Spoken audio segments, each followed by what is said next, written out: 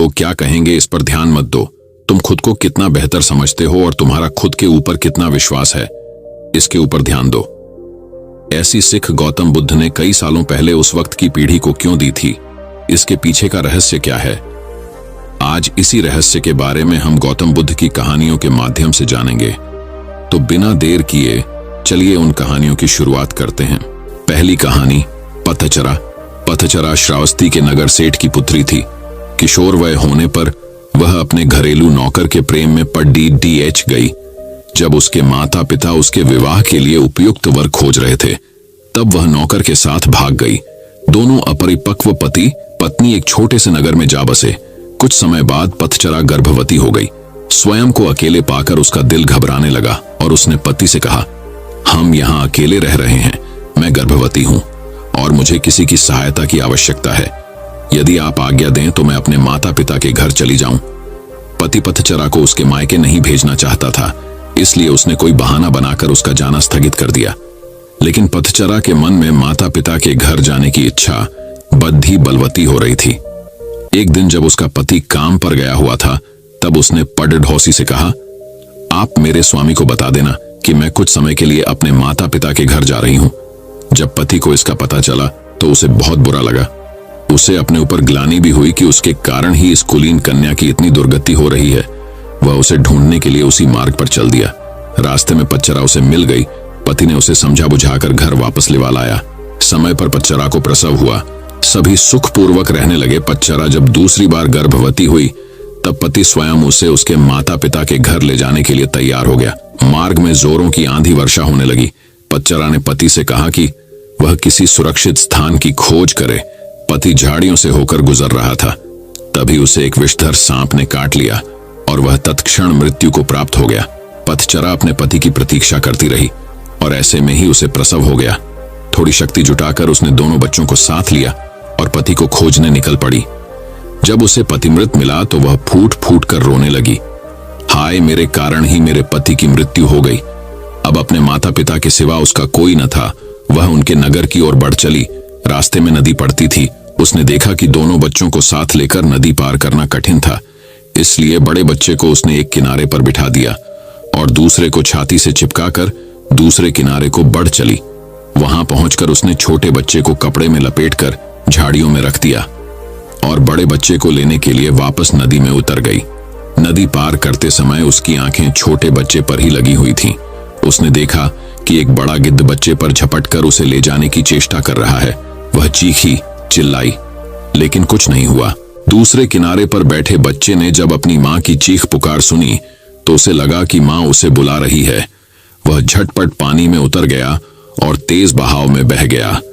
छोटे बच्चे को गिद्ध ले उठा और बड़ा नदी में बह गया। उसका छोटा सा परिवार पूरा नष्ट हो गया। वह विलाप करती हुई अपने पिता के घर को चल दी।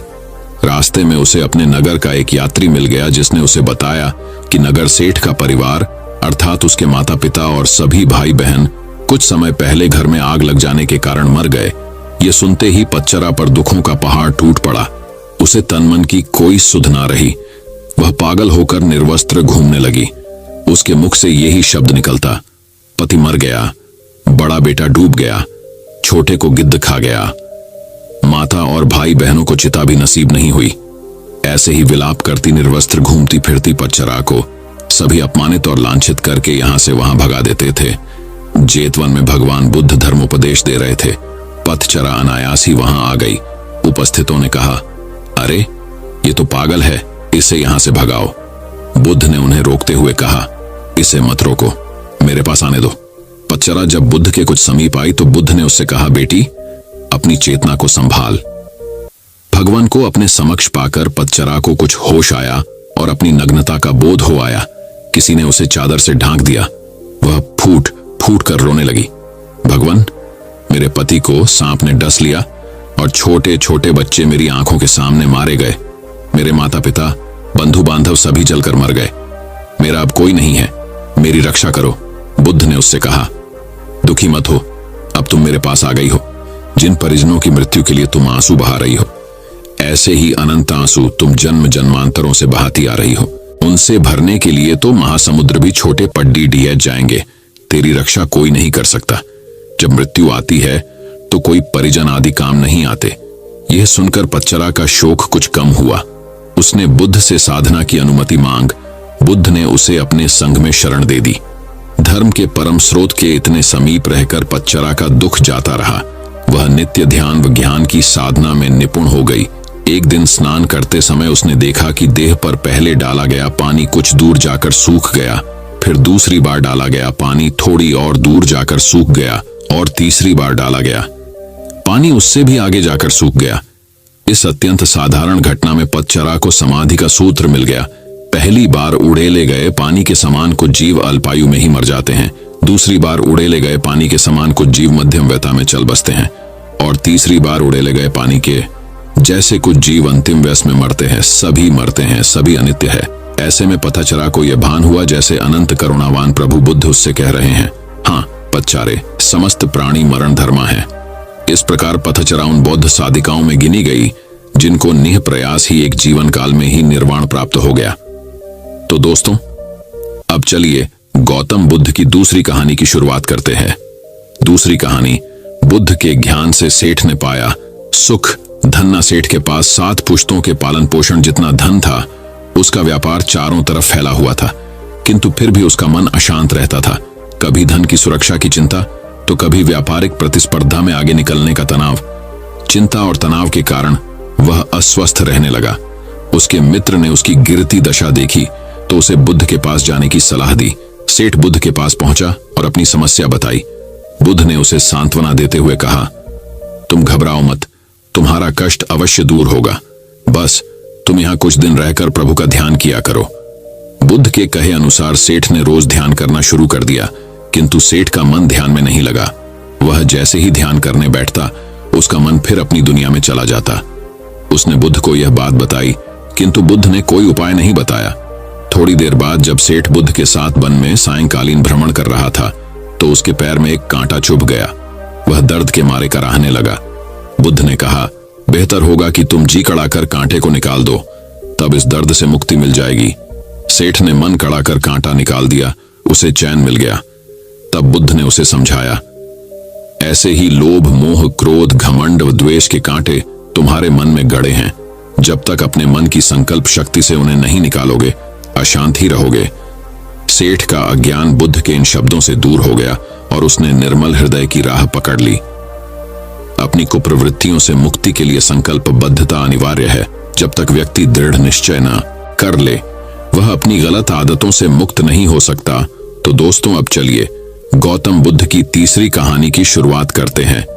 तीसरी कहानी, बुद्ध ने सेवा का संदेश दिया। बौद्ध संघ के एक भिक्षु को कोई गंभीर रोग हो गया। उसकी हालत इतनी खराब हो गई कि वह चल फिर भी नहीं सकता था और मल मूत्र में लिपटा पड़ा रहता था। उसकी यह हालत देख उसके साथी भिक्षु भी उसके पास नहीं आते और घृणा से मुंह फेर कर आसपास से निकल जाते थे।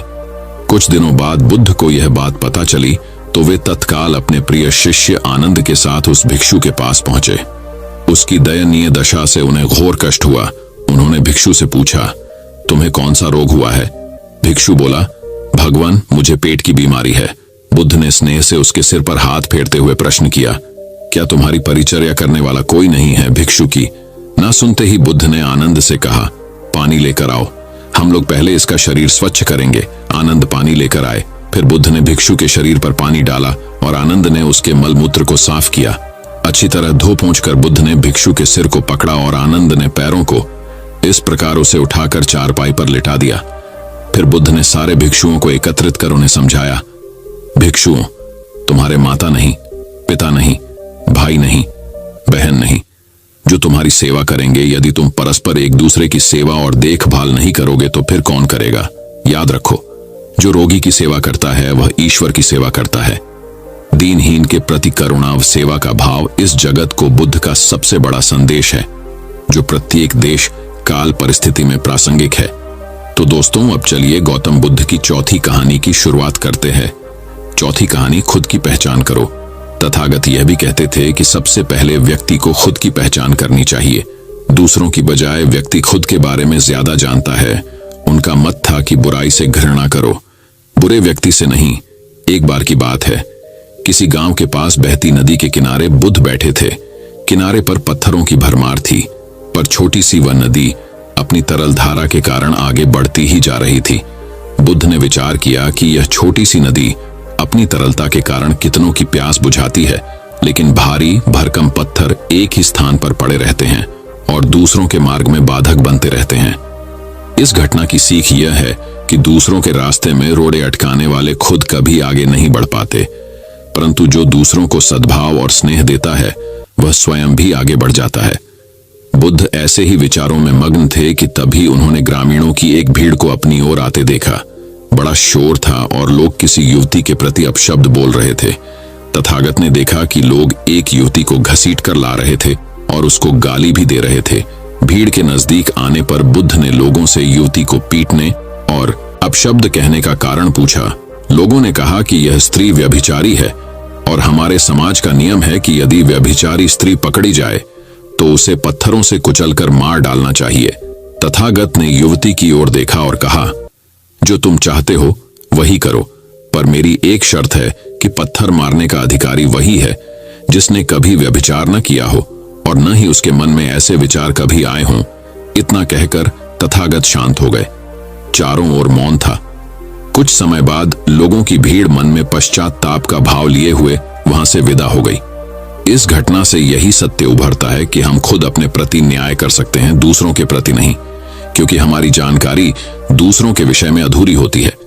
यदि हम किसी के प्रति न्याय करना चाहते हैं तो उसे ऐसा प्यार और स्नेह मिलना चाहिए कि खुद ही अपने दोषों को स्वीकार कर ले और उन्हें पुनः न दोहराने का व्रत ले। तो दोस्तों, अब चलिए गौतम बुद्ध की 5वीं कहानी की शुरुआत करते हैं। 5वीं कहानी बहुत समय पहले की बात है। चंदनपुर का राजा बड़ा प्रतापी था। दूर दूर तक उसकी समृद्धि की चर्चाएं होती थीं। उसके महल में हर एक सुख सुविधा की वस्तु उपलब्ध थी, पर फिर भी अंदर से उसका मन अशांत रहता था। उसने कई ज्योतिषियों और पंडितों से इसका कारण जानना चाहा। बहुत से विद्वानों से मिला। किसी ने कोई अंगूठी पहनाई तो किसी ने यज्ञ कराए, पर फिर भी राजा का दुख दूर नहीं हुआ। उसे शांति नहीं मिली। एक दिन भेष बदलकर राजा अपने राज्य की सैर पर निकला। घूमते घूमते वह एक खेत के निकट से गुजरा। तभी उसकी नजर एक किसान पर पड़ी। किसान ने फटे पुराने वस्त्र धारण कर रखे थे और वह पेड़ की छांव में बैठकर भोजन कर रहा था। किसान के वस्त्र देख राजा के मन में आया कि वह किसान को कुछ स्वर्ण मुद्राएं दे दे ताकि उसके जीवन में कुछ खुशियां आ पाए। राजा किसान के सम्मुख जाकर बोला, हूं, मुझे तुम्हारे खेत पर ये 4 स्वर्ण मुद्राएं गिरी मिली। चूंकि यह खेत तुम्हारा है इसलिए ये मुद्राएं तुम ही रख लो। किसान कहता है, आप ही रखें या किसी और को दान कर दें, मुझे इनकी कोई आवश्यकता नहीं। किसान की यह प्रतिक्रिया राजा को बड़ी अजीब लगी। वह बोला, धन की आवश्यकता किसे नहीं होती, भला आप लक्ष्मी को न कैसे कर सकते हैं। सेठ जी, मैं रोज 4 आने कमा लेता हूं और उतने में ही प्रसन्न रहता हूं। किसान बोला, क्या आप सिर्फ 4 आने की कमाई करते हैं और उतने में ही प्रसन्न रहते हैं? यह कैसे संभव है? राजा ने अचरज से पूछा। सेठ जी, किसान बोला, प्रसन्नता इस बात पर निर्भर नहीं करती कि आप कितना कमाते हैं या आपके पास कितना धन है। प्रसन्नता उस धन के प्रयोग पर निर्भर करती है। तो तुम इन 4 आने का क्या क्या कर लेते हो? राजा ने उपहास के लहजे में प्रश्न किया। किसान भी बेकार की बहस में नहीं पड़ना चाहता था। उसने आगे बढ़ते हुए उत्तर दिया, इन 4 आनों में से एक मैं कुएं में डाल देता हूं, दूसरे से कर्ज चुका देता हूं, तीसरा उधार में दे देता हूं और चौथा मिट्टी में गाड़ देता हूं। राजा सोचने लगा। उसे यह उत्तर समझ नहीं आया। वह किसान से इसका अर्थ पूछना चाहता था, पर वो जा चुका था। राजा ने अगले दिन ही सभा बुलाई और पूरे दरबार में कल की घटना कह सुनाई और सबसे किसान के उस कथन का अर्थ पूछने लगा। दरबारियों ने अपने अपने तर्क पेश किए, पर कोई भी राजा को संतुष्ट नहीं कर पाया। अंत में किसान को ही दरबार में बुलाने का निर्णय लिया गया। बहुत खोजबीन के बाद किसान मिला और उसे कल की सभा में प्रस्तुत होने का निर्देश दिया गया। राजा ने किसान को उस दिन अपने भेष बदलकर भ्रमण करने के बारे में बताया और सम्मान पूर्वक दरबार में बैठाया। मैं तुम्हारे उत्तर से प्रभावित हूं और तुम्हारे 4 आने का हिसाब जानना चाहता हूं। बताओ, तुम अपने कमाए 4 आने किस तरह खर्च करते हो जो तुम इतना प्रसन्न और संतुष्ट रह पाते हो? राजा ने किसान से प्रश्न किया। किसान बोला, हुजूर, जैसा कि मैंने बताया था, मैं एक आना कुएं में डाल देता हूँ, यानी अपने परिवार के भरण पोषण में लगा देता हूँ। दूसरे से मैं कर्ज चुकता हूँ, यानी इसे मैं अपने वृद्ध माँ बाप की सेवा में लगा देता हूँ। तीसरा, मैं उधार दे देता हूँ, यानी अपने बच्चों की शिक्षा दीक्षा में लगा देता हूँ। और चौथा, मैं मिट्टी में गाड़ देता हूँ, यानी मैं एक पैसे की बचत कर लेता हूँ ताकि समय आने पर मुझे किसी से मांगना ना पड़े और मैं इसे धार्मिक, सामाजिक या अन्य आवश्यक कार्यों में लगा सकूं। राजा को अब किसान की बात समझ आ चुकी थी। राजा की समस्या का समाधान हो चुका था। वह जान चुका था कि यदि उसे प्रसन्न एवं संतुष्ट रहना है तो उसे भी अपने अर्जित किए धन का सही सही उपयोग करना होगा। दोस्तों, इस कहानी से हमें यह सीख मिलती है कि हमें ज्यादा लालसा नहीं रखनी चाहिए। जो मिला उसमें खुश रहना चाहिए, बल्कि हमारे पास काम हो लेकिन सदैव हमें सबसे प्रेम से और संतुष्टता के साथ रहना चाहिए। तो दोस्तों, चलिए अब गौतम बुद्ध की छठी कहानी की शुरुआत करते हैं। छठी कहानी, मौन रहने का महत्व। कथा सिद्धार्थ के जीवन के उस दौर की है जब वे बुद्धत्व को प्राप्त नहीं हुए थे और निरंजना नदी के तटीय वनों में वृक्ष के नीचे ध्यान करते थे। सिद्धार्थ प्रतिदिन ध्यान करने के बाद पास के किसी गांव में चले जाते और भिक्षा मांगकर लौट आते। कुछ दिनों बाद उन्होंने भिक्षाटन पर जाना बंद कर दिया, क्योंकि एक गांव के प्रधान की छोटी बेटी सुजाता उनके लिए नित्य भोजन लाने लगी। सिद्धार्थ को वह बड़े स्नेह से भोजन कराती थी। कुछ दिनों बाद उसी गांव का एक चरवाहा भी सिद्धार्थ से प्रभावित होकर उनके पास आने लगा। उसका नाम स्वस्थी था। एक दिन स्वस्थी से सिद्धार्थ बातें कर रहे थे कि सुजाता भोजन लेकर आई। जैसे ही सिद्धार्थ ने भोजन करना शुरू किया, उन्होंने बातचीत बंद कर दी। जितनी देर तक वे भोजन करते रहे, बिल्कुल चुप रहे और वहां सन्नाटा छाया रहा। स्वस्थी को हैरानी हुई। उसने सिद्धार्थ के भोजन करने के उपरांत उनसे पूछा, गुरुदेव, आप मेरे आने के बाद निरंतर वार्तालाप करते रहे, किंतु भोजन के समय एक शब्द भी नहीं बोले। इसका क्या कारण है? सिद्धार्थ बोले, भोजन का निर्माण बड़ी कठिनाई से होता है। किसान पहले बीज बोता है, फिर पौधों की रखवाली करता है और तब कहीं जाकर अनाज पैदा होता है। फिर घर की महिलाएं उसे बड़े जतन से खाने योग्य बनाती हैं। इतनी कठिनाई से तैयार भोजन का पूरा आनंद तभी संभव है जब हम पूर्णतः मौन हों। अथ भोजन के दौरान मैं मौन रहकर उसका पूरा स्वाद लेता हूं। वस्तुतः शांति से किया गया भोजन न केवल शारीरिक भूख को तृप्त करता है, बल्कि मानसिक आनंद और सात्विक ऊर्जा भी देता है। तो दोस्तों, चलिए अब गौतम बुद्ध की 7वीं कहानी की शुरुआत करते हैं। 7वीं कहानी, सिद्धार्थ और हंस। गौतम बुद्ध के बचपन का नाम सिद्धार्थ था। सिद्धार्थ नाम का अर्थ होता है वह जिसने अपने सभी इच्छाओं को पूरा किया हो। यह नाम उनके पिता राजा शुद्धोधन ने रखा था, क्योंकि जब बुद्ध का जन्म हुआ था तो सभी ज्योतिषियों और विद्वानों ने यह भविष्यवाणी की थी कि यह बालक बड़ा होकर एक महान सन्यासी बनेगा। परंतु बुद्ध के पिता राजा शुद्धोधन को यह बात अच्छी नहीं लगी। वे अपने पुत्र को एक महान राजा के रूप में देखना चाहते थे, न कि एक सन्यासी। वे नहीं चाहते थे कि उनका पुत्र फकीरों का जीवन जिए, इसलिए सिद्धार्थ के रहने की व्यवस्था विलासिता से पूर्ण की गई। उन्हें तरह तरह की सुख सुविधाओं से रखा गया, दुख की अनुभूति तक न होने दी। परंतु एक सन्यासी के लक्षण तो बचपन में ही दिख जाते हैं। वे बचपन से ही शांत और सरल स्वभाव के थे। दया और करुणा तो उनके मन में कूट कूट करके भरी थी। अक्सर सिद्धार्थ एकांत में जाकर ध्यान मग्न रहा करते थे। एक दिन की बात है, सिद्धार्थ अपने उपवन में एक शांत जगह इसी प्रकार ध्यान मग्न थे। तभी एक घायल हंस उनके सामने आ गिरा, जिससे उनका ध्यान भंग हो गया।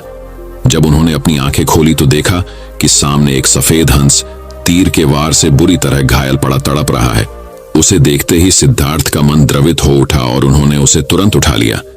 धीरे धीरे वे हंस को सहलाने लगे और फिर पास के सरोवर में जाकर उसका घाव धोकर उसके शरीर से धीरे से तीर को निकाला। तीर निकालते ही वह दर्द से तड़प उठा। तब सिद्धार्थ उसे धीरे से सहलाते हैं और उसके घाव पर पट्टी बांध देते हैं। उसी समय एक ओर से कुछ शोर होता है और उधर से उनका चचेरा भाई देवदत्त आता हुआ दिखाई दे।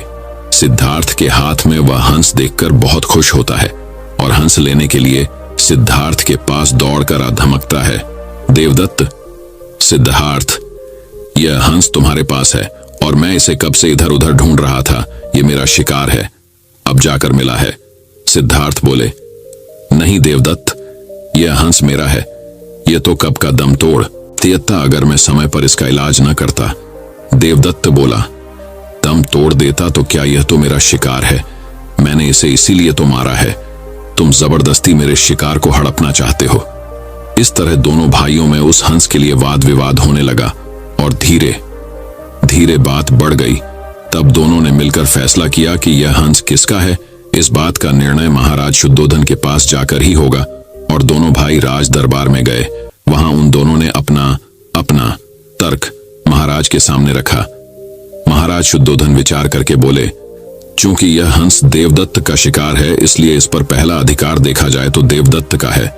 परंतु सिद्धार्थ ने इसकी जान बचाई है और मारने वाले से बड़ा बचाने वाला होता है, इसलिए यह हंस सिद्धार्थ का हुआ।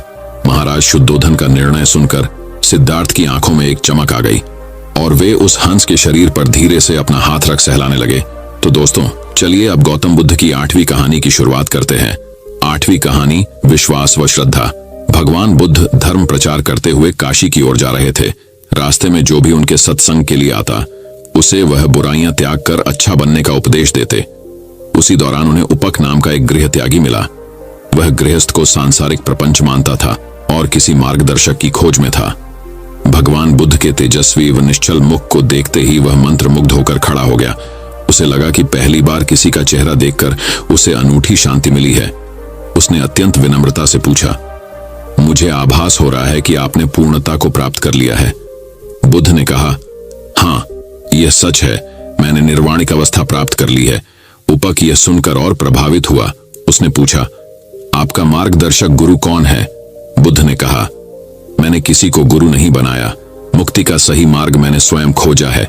क्या आपने बिना गुरु के तृष्णा का क्षय कर लिया है? बुद्ध ने कहा, हाँ, मैं तमाम प्रकार के पापों के कारणों से पूरी तरह मुक्त होकर सम्यक बुद्ध हो गया हूँ।